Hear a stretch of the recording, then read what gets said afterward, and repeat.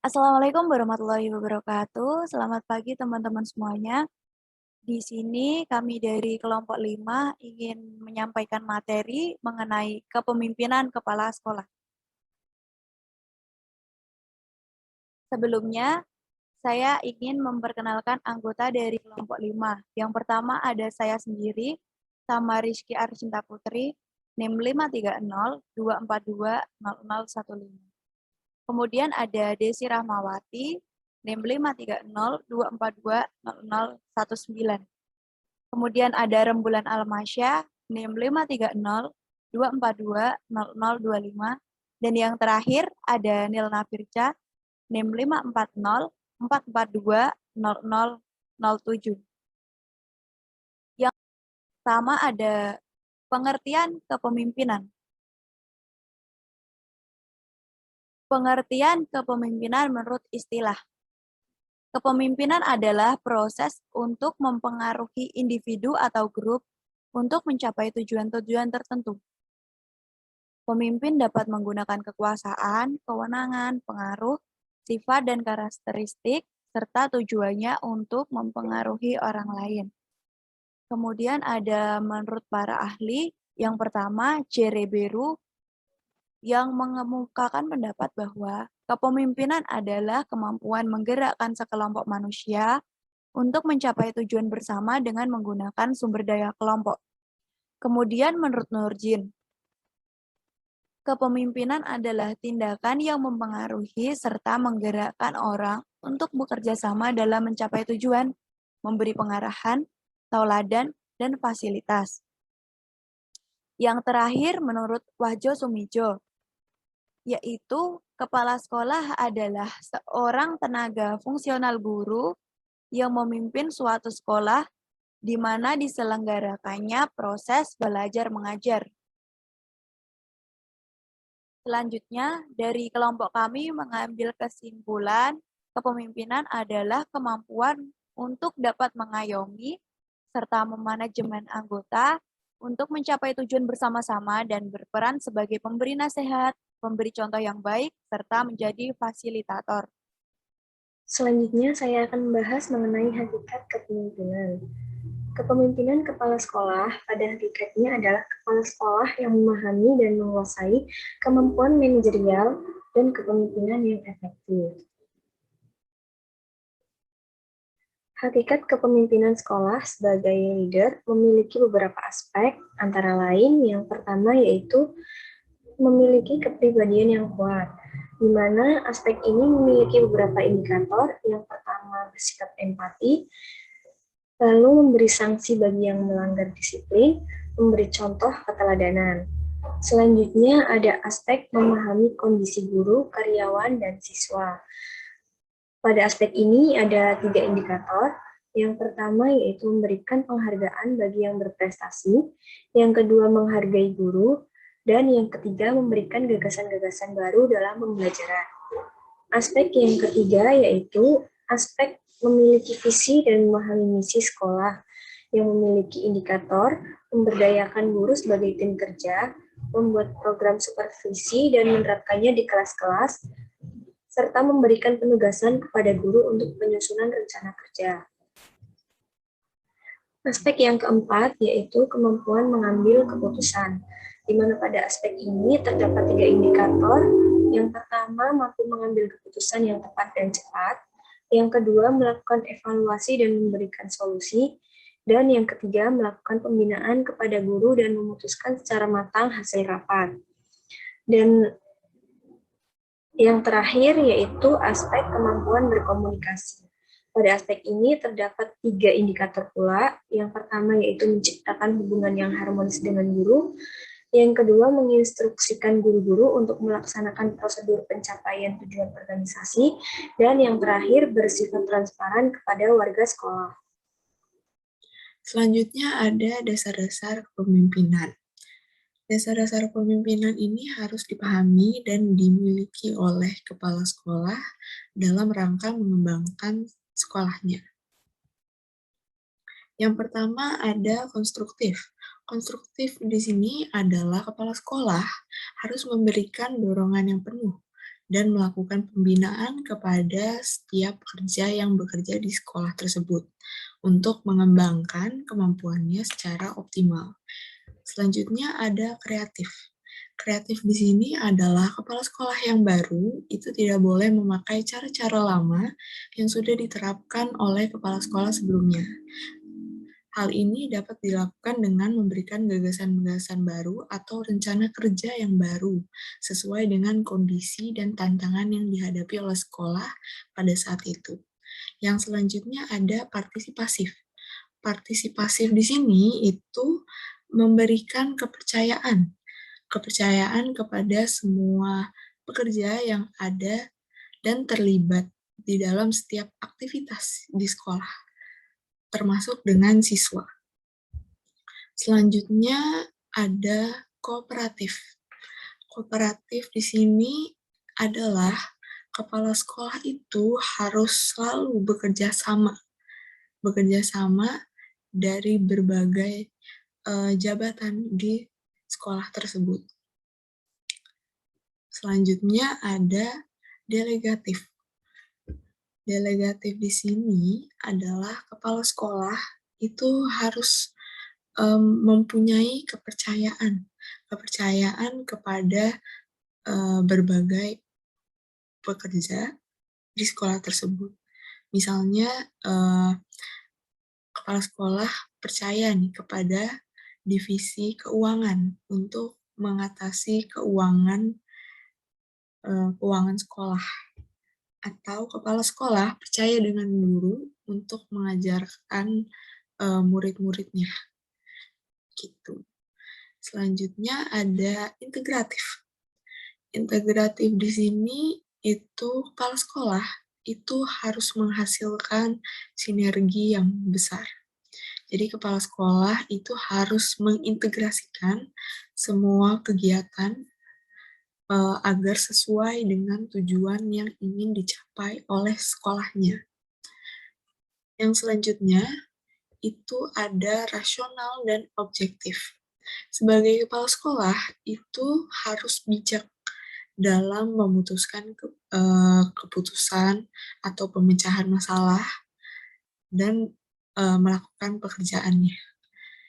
Nah, dalam melakukan kebijakan tersebut itu harus didasari oleh pertimbangan yang objektif, bukan hanya secara emosi, harus objektif. Selanjutnya ada pragmatis. Kepala sekolah itu harus menetapkan kebijakan dan target yang ingin dicapai sekolah. Target yang ditetapkan tersebut itu juga harus sesuai dengan kemampuan yang dimiliki oleh sekolah. Apakah sumber dayanya mampu, apakah peralatannya mampu, itu harus selalu disesuaikan. Hal ini juga berhubungan dengan poin selanjutnya, yaitu tidak memaksakan diri.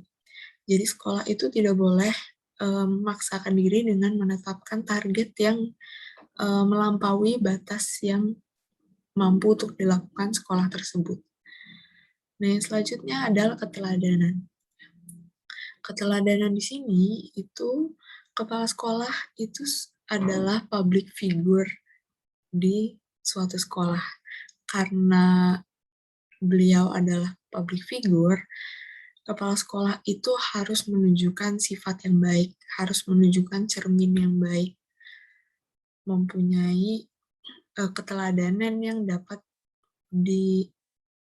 dicontoh oleh siswa-siswanya atau bawahan-bawahannya, selalu berperilaku baik. Yang terakhir ada adaptif dan fleksibel. Karena zaman selalu berubah, tantangan selalu berubah, jadi seorang pemimpin di sini adalah kepala sekolah itu harus selalu fleksibel dengan zaman, fleksibel dengan perubahan. Adaptif di sini adalah karena semua keadaan itu berubah. Jadi dari sebelum pandemi sampai pandemi, bahkan setelah pandemi nanti mau tatap muka, itu pemimpin itu harus memikirkan bagaimana cara caranya institusi ini tetap berjalan dengan keadaan yang selalu berubah. Oke, untuk selanjutnya kita akan membahas tentang gaya-gaya kepemimpinan. Teman-teman tuh udah tahu nggak sih gaya kepemimpinan itu apa? Nah, kalau belum tahu, kita simak lebih lanjut ya terkait dengan penjelasan gaya-gaya kepemimpinan. Untuk pada kesempatan kali ini, saya akan sedikit membahas tentang gaya-gaya kepemimpinan menurut dua tokoh. Yang pertama ada dari tokoh Adele Temple dan Robin P. Stephen. Teman-teman tahu nggak sih dari kedua tokoh ini perbedaannya apa? Kalau belum tahu, kita simak lebih lanjut penjelasannya. Nah, menurut Adele Temple, gaya kepemimpinan itu ada 3. Yang pertama ada gaya kepemimpinan autokrasi, gaya kepemimpinan demokrasi, dan gaya kepemimpinan kendali bebas. Pada gaya kepemimpinan autokrasi, pemimpin membuat keputusan sendiri karena kekuasaan terpusat dalam diri satu orang. Ia memikul tanggung jawab dan wewenang penuh, pengawasan bersifat ketat, langsung, dan tepat. Nah, untuk selanjutnya, gaya kepemimpinan demokrasi. Pemimpin ini berkonsultasi dengan kelompok mengenai masalah yang menarik perhatian mereka dan di mana mereka dapat menyumbangkan sesuatu. Bawahan ikut serta dalam menetapkan sasaran dan pemecahan masalah. Dan yang terakhir, ada gaya kepemimpinan kendali bebas. Pemimpin menganut kendali bebas memberi kekuasaan kepada bawahan. Kelompok dapat mengembangkan sasarannya sendiri dan memecahkan masalahnya sendiri. Gaya ini biasanya tidak berguna, akan tetapi dapat menjadi efektif dalam kelompok profesional yang bermotivasi tinggi. Nah, bisa kita tarik kesimpulannya bahwasannya menurut Adele Temple ini, kepemimpinan dibagi atas menurut keputusan. Jadi kalau autokrasi dari pemimpinnya, demokrasi itu bersama, kalau kendali bebas itu diserahkan kepada bawahannya. Oke, nah kita lanjut ke kepemimpinan menurut Robin P. Stephen. Menurut Robin P. Stephen ini sendiri, gaya kepemimpinan itu ada 4, ada konsultasi, ada delegatif, ada instruktif, dan ada partisipatif. Di 4 ini, gaya kepemimpinan konsultatif merupakan gaya kepemimpinan yang berfungsi dengan efektif pada kondisi di mana staf itu memiliki kemampuan dalam melaksanakan tugasnya. Namun mereka memiliki motivasi kerja yang baik. Biasanya pemimpin itu memberikan konsultasi dan pengarahan kepada para guru dan staf lainnya agar kemampuannya secara bertahap meningkat, serta memberikan kesempatan untuk berpartisipasi dalam proses pengambilan sebuah keputusan. Nah, yang kedua, ada gaya kepemimpinan delegatif. Gaya ini di mana para staf mempunyai kemampuan yang tinggi dan motivasi yang tinggi pula. Kepala sekolah atau kepemimpin itu mendelegasikan tugas dan wewenangnya kepada bawahannya serta memberikan kepercayaan bahwa bawahannya dapat melaksanakan tugas dan mampu memikul tanggung jawabnya. Yang ketiga, ada gaya kepemimpinan instruktif. Gaya kepemimpinan ini memberikan kesempatan kepada bawahan untuk ikut berpartisipasi karena kemampuan dan motivasi staf yang rendah. Kepala sekolah atau pemimpin bagi memberikan pengarahan yang spesifik dan pengawasan pekerjaan diawasi secara ketat. Proses komunikasi bersifat satu arah, yaitu top-down communication. Dan yang terakhir ada gaya kepemimpinan partisipatif atau bisa disingkat GKP ya teman-teman semuanya. Pada gaya kepemimpinan partisipatif dapat diaplikasikan secara efektif pada kondisi dimanapun kemampuan kerja para staf tinggi. Namun motivasi mereka rendah. Pemimpin berpartisipasi aktif dalam mendorong para stafnya untuk menggunakan kemampuan secara optimal. Bahkan bila diperlukan, pemimpin dapat membantu bawahannya menyelesaikan tugas pekerjaannya karena kepala sekolah atau pemimpin mengetahui pekerjaan yang diberikan. Nah, bisa kita tarik kesimpulan bahwasanya menurut Robin P. Stephen sendiri, ini dibagi terkait dengan motivasi dan kemampuan dari stafnya. Jadi, kalau menurut Adele Temple tadi menurut keputusan, kalau menurut Robin P. Stephen itu terkait indikator dengan kemampuan staf dan motivasinya.